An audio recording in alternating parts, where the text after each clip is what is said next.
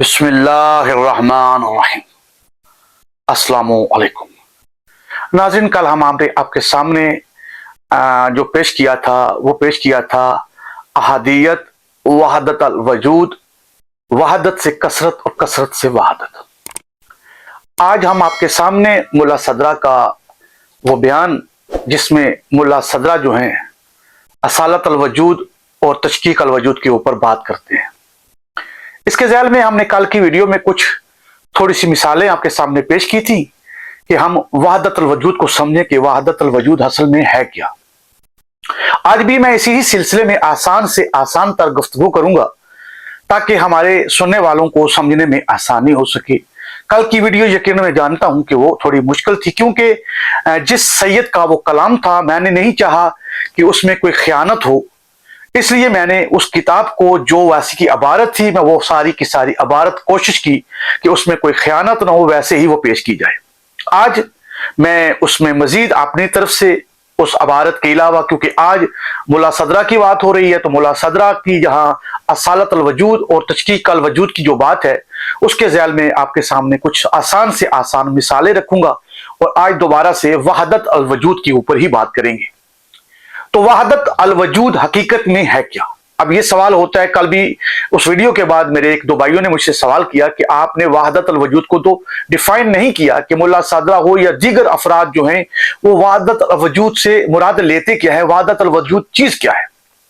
तो आज हम इस गुफ्तगू में सबसे पहले जिस चीज पर बातचीत करेंगे वो है वहदत अल वजूद का मानी। तो वहदत अल वजूद का मानी जो है बकौल मुल्ला सदरा इसको कहते हैं कि वहदत अल वजूद का मानी फकत और फकत वो वजूद हकीकी है जो बारी ताला है, यानी उसका अब यहां वजूद बारी ताला से मुराद अब हमने समझना है कि वहां वजूद बारी ताला से मुराद क्या है, क्योंकि एक वजूद मैं रख रहा हूं, इसी तरह दीगर मखलूकात है वो भी एक वजूद रखती हैं। तो अल्लाह का वजूद इस तरह का वजूद नहीं, बल्कि वाजब अल वजूद का मानी यह है कि वो जात जो हर वजूद रखने वाली चीज को वजूद दे और खुद किसी चीज की मोहताज ना हो, उसको वाजब अल वजूद कहा जाता है। यह थी आसान से आसान बात कि ऐसी जात जिसको वाजब अल वजूद कहा गया है, क्योंकि मुल्ला सदका असालत अल वजूद की जो बात करते हैं वो कहते हैं कि हकीकत में सिर्फ वजूद ही है और उस वजूद के तहत तशकीक असाल जो है वजूद जो है, तशकीक वजूद से मुराद वो ये कहते हैं कि जो माहियत है, यानी वजूद की हकीकत तो वजूद है और जो माहियत है ये फकत और फकत तसव्वुर है।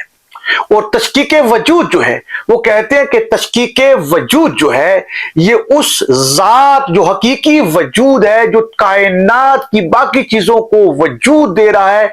जिस तरह वो सूरज की बात करते हैं कि रोशनी एक ही है, चाहे वो सूरज की हो, चाहे वो बल्ब की हो, चाहे वो दिए की हो, रोशनी एक ही है। तो वो सूरज से यानी रोशनी, नाम रोशनी से उन्होंने एक मानी में बंद कर दिया कि वो वजूद एक ही है, लेकिन उसमें दर्जात है, रोशनी के अंदर दर्जात हैं। तो मुल्ला सदरा यहां ये कहते हैं कि वाजिब अल वजूद जो है हकीकी वजूद खुदा की जात ही है और वो इस मानी में है वाजिब अल वजूद कि वो किसी चीज का मोहताज नहीं और बाकी जितनी चीजों ने वजूद लिए हैं तो वो किसी वजूद देने वाले के मोहताज हैं। अब यहां मैं एक छोटी सी मिसाल दे देता हूं। मिसाल के तौर पर अगर रात का वक्त हो और आसमान पर हमको चांद नजर आ रहा हो तो हम एक गिलास के अंदर या एक बर्तन के अंदर पानी डाल के जब अपने घर के सहन में रखते हैं तो आप देखेंगे कि वहां उस पानी के अंदर तो आपको चांद का जो साया नजर आ रहा होगा। तो अब अगर हम किसी से सवाल करें कि ये क्या है, तो वो पानी के अंदर जो नजर आ रहा है तो वो कहेगा ये चांद का साया है। तो अब अगर कोई कहे कि नहीं ये चांद है तो वो कहेगा कि ये चांद नहीं, चांद का साया है। तो चांद आसमानों में है, लेकिन उस बर्तन के अंदर, जिस बर्तन के अंदर पानी है उसमें वो उस चांद का अक्स है, साया है। अब अगर यहां एक और सवाल दूसरी जेत को भी हम ले लें, अब अगर वो चांद जो आसमान पर वो ना होता तो उस बर्तन में जिसमें पानी है तो क्या उसमें उसका अक्स आता? तो पता चला नहीं कि इस पानी के बर्तन में उसका अक्स आने के लिए उस हकीकी आसमान पर चांद का होना जरूरी है। अगर वो ना हो तो इस बर्तन में जो पानी है इसमें कभी भी साया नहीं आ सकता। तो यहाँ मुला सदरा जो कहते हैं कि जो वाजिब वजूद है, यानी ये जितने भी वजूद हैं ये उस जात हकीकी की वजह से है। इससे मुराद हरगिज ये नहीं कि हर वजूद के अंदर अल्लाह है, नहीं, बल्कि उसने अपने इल्म और अपनी कुदरत से इन चीजों को, इन अशिया को वजूद दिया है, लेकिन वो खुद इन जैसा वजूद नहीं रखता। और वो हकीकी जो उसका वजूद है, वो मखलूक जो इस वजूद को लेके चल रही है, वो वजूद का इंसान बाकी मखलूक तमाम मोहताज है किसी वजूद देने वाले की। लेकिन उसका वजूद, जिसने मखलूक को वजूद दिया है, उसका वजूद मखलूक की तरह वजूद नहीं, और ना ही वो किसी दूसरे का मोहताज है वजूद के लिए। तो ये थी बिल्कुल आसान अल्फाज में नाज़रीन। और अब आते हैं कि वहादत से कसरत और कसरत से वहादत की तरफ। कल भी मैंने आपके सामने कुछ मसाइल और दलाइल पेश किए थे, आज भी मैं चाहूंगा कि इसके ऊपर कल की थोड़ी सी बात को दोहरा दूं और साथ में कुछ चीजों को ऐड भी कर दूं। तो कल हमने आपके सामने मिसाल पेश की थी वहादत से कसरत की, जिस पे हमने एक शख्स को मिसाल बनाया कि एक खानदान में या एक घर में एक पार्टी होती है और उसके अंदर बहुत से खानदान के अफराद को और दीगर अफराद को बुलाया जाता है। तो उस खानदान, जिस खानदान के अंदर उस पार्टी को रखा गया है, उस दावत को रखा गया है, तो उस घर का जो बेटा है वो उस पार्टी से या उस दावत में नाराज होकर घर से निकलने की कोशिश करता है। अब वो बेटा एक ही है, वो फर्द एक है जो नाराज हुआ है। तो अब उसको मनाने के लिए बाप उसको बेटा कह रहा है, जो बीवी है वो उसको शोर कह रही है, मामू उसको बांजा कह रहे हैं, चाचू उसको भतीजा कह रही हैं, दोस्त उसको दोस्त कह रहे हैं, बीवी उसको शोर कह रही है और बेटे उसको बाप कह रहे हैं। तो ये 7 बंदा एक ही है और जो अलकाबात के साथ पुकारा जा रहा है उसे एक फर्द को, तो वो ये मुख्तलिफ 7 अलकाब से पुकारा जा रहा है। कोई बाप कह रहा है, कोई बेटा कह रहा है, कोई भाई कह रहा है, कोई भतीजा कह रहा है, कोई भांजा कह रहा है, कोई शोर कह रही है, कोई दोस्त कह रहा है। तो ये अलकाबात से, उसको ज्यादा अलकाबात से पुकारा जा रहा है, लेकिन जात में वो एक ही शख्स है। तो वाहिद यानी वहादत से कसरत। तो यहां पर मैंने आपको कल भी बताया था कि ये हकीकी नहीं, ये एतबारी है। ये जितने भी अल्फाज अलकाबात बोले गए हैं एक शख्स के लिए, ये सारे के सारे हकीकत में अलग अलग बंदे नहीं, बल्कि पुकारने के अलकाबात हैं, हकीकत में बंदा एक ही है। तो ये थी वहादत में कसरत। अच्छा, ये मिसाल थी, यानी कि वहादत में कसरत। जब तशकीक के वजूद की बात होती है, असालत की और मुला सदरा की जो बात हमने की थी, तो वो मुला सदरा भी इसी चीज को कहते हैं, इससे अलग कोई चीज नहीं लेते। वो कहते हैं कि ये है वहादत से कसरत, यानी इस तमाम मखलूक के जो इजादात हैं, जो मखलूकात हैं, इनको वजूद जो दिया उस जात ने दिया, देने वाली जात वाहिद ही है और हकीकी वजूद वो एक ही है।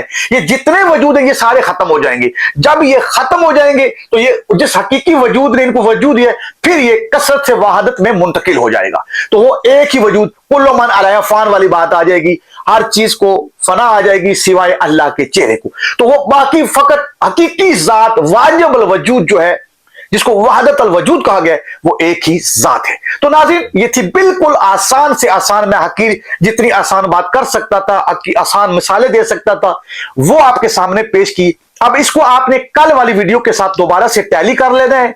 अब आपको फर्क लगे कि हाँ इसमें थोड़ी सी आसानी आई है, अगर नहीं तो फिर इंशाल्लाह हम इसको मजीद वीडियो में और मिसालें देंगे और वजाहत करेंगे और फिर आगे वाले चैप्टर को लेंगे।